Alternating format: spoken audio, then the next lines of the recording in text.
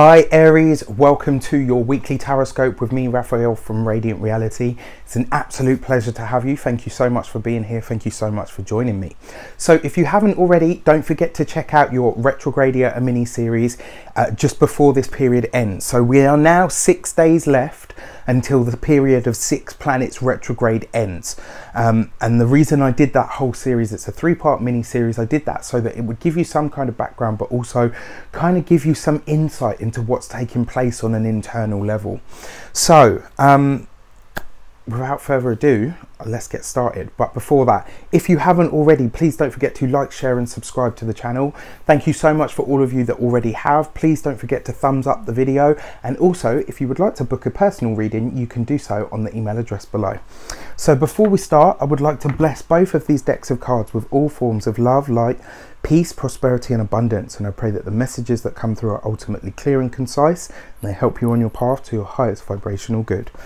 So your destiny card is like the overarching theme. It's going to be the biggest message that the world or the tarot itself has to deliver to you this week.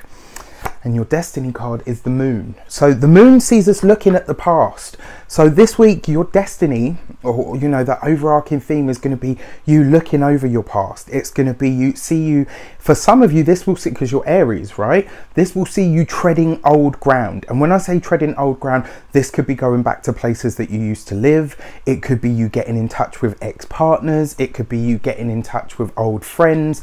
This is, you know, when we see the moon card show up, it's all to do with the past. It's all to do with our instincts. It's all to do with the things that we're guided from a deep subconscious place to do.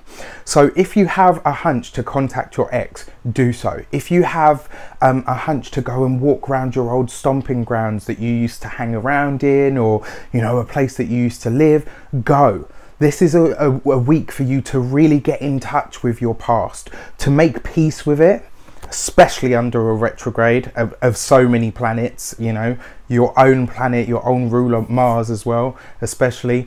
You know, this is a week for you to really get in touch with and get in contact with your past, even if that's just on an internal level, you know, because this happens subconsciously, it happens in the deep.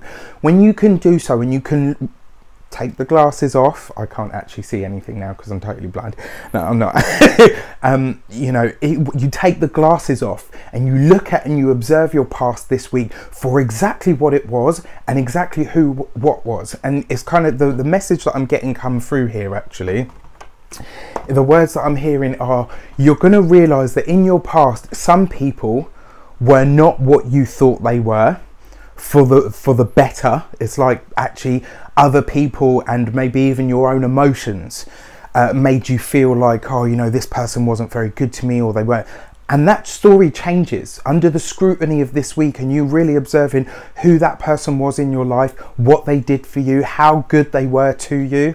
You start to see, all right, you know what, that person might not have been perfect, but actually they were a good person and they were beneficial for my life. They left me and my lifescape better for knowing them. So this is a week to really observe your past, because if you can make peace with it and look at it for exactly what it was, you can see it from that aspect, and you can see some of the people that you think, oh yeah, you know, that person was always good fun to be around, but were they necessarily good for you?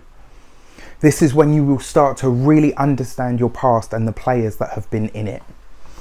So your direction card is about fleshing out your destiny. It gives you an idea of how this might shape up, or what it might look like or take place during it.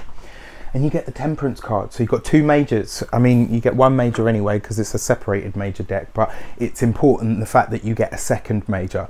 The Temperance card reminds you to blend things. So you're going to have to take a bit of this and a bit of that. And it's kind of saying to you, you're going to be seeing the past and you're going to be transmuting it. Exactly like I said, you know, transmutation. This card represents alchemy, but it represents spiritual and life-based alchemy.